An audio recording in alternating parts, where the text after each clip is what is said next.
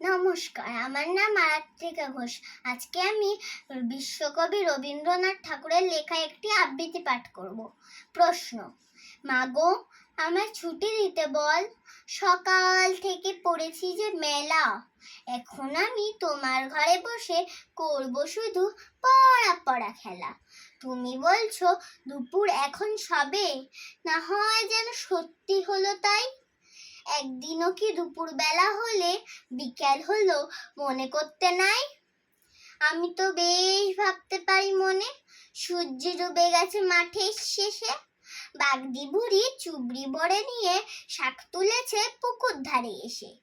আধার হলো মাদার গাছের তলা, কালি হয়ে এলো দিঘির জল।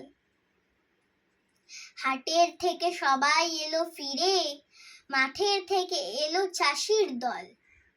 মনে কর না উঠলো সাজের তারা, মনে কর না সন্ধে হলো যেন।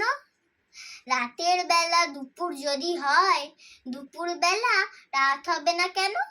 নমস্কার।